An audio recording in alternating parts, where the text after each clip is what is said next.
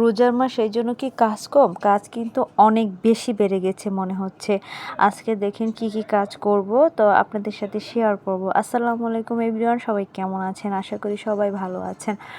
তো সকাল সকাল উঠতে পারি না এখন, কারণ সেহরি খেয়ে হচ্ছে ঘুমিয়ে পড়ি। কারণ ঘুমাতে ঘুমাতে সময় লেগে যায় প্রায় 1 ঘন্টার মতো, তারপর হচ্ছে ঘুমিয়ে পড়ি আর সকাল উঠতে পারি না। উঠতে উঠতে 9টা 10টা এরকম বেজে যায়। তারপর হচ্ছে যত ধরনের কাজ আছে সব কিছু একসাথে করতে হয়, তাড়াহুড়া করে। তারপর হচ্ছে আবার নামাজ পড়তে হয়। তো এখানে দেখেন আমার ছোট ছেলে ওই জায়গায় পানি দিচ্ছে, পানি দিয়ে হচ্ছে জমিটা ভিজাচ্ছে, কারণ মাটি অনেক শক্ত। কারণ এই জায়গাটাতে আমরা এখন সবজি করব, আগেও করছিলাম কিন্তু কিছুদিন হচ্ছে করা হয় নাই যে কোনো একটা কারণে। তো আমরা আবার সব ধরনের সবজি এখানে রোপণ করব ইনশাআল্লাহ। তো এজন্য হচ্ছে অল্প অল্প করে হচ্ছে মাটি হচ্ছে আমরা খনন করব, সেজন্য হচ্ছে পানি দেওয়া হচ্ছে। আর আমার ছোট ছেলে কিন্তু এসব কাজ করতে অনেক এক্সাইটেড।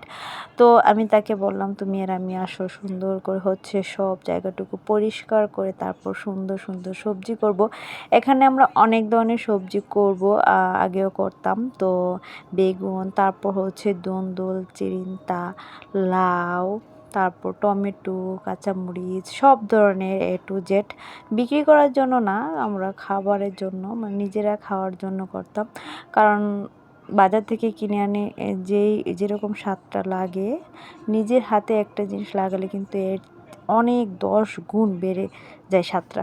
অনেক ভালো লাগে আমার এই কাজগুলো করতে। তারপর হচ্ছে নিজের গাছ থেকে সবজি পেড়ে খেতে, রান্না করতে, আবার মানুষকে দিতেও আমার কাছে অনেক ভালো লাগে। তো এখানে অনেকগুলো আগাছা ছিল, আমি সবগুলো কেটে কুটে, তারপরে পাতা পড়েছিল অনেকগুলো, আমি সুন্দর করে হচ্ছে ঝাড়ু দিয়ে আগুন দিয়ে পুড়িয়ে ফেলেছি। কারণ হচ্ছে ছাইয়ের মধ্যে হচ্ছে অনেক হচ্ছে কি বলে সার জাতীয় থাকে, সেজন্য। তো জায়গাটা অনেক পরিষ্কার করতে হবে সুন্দর করে, অনেক কিছু পড়ে আছে, নোংরা হয়ে আছে।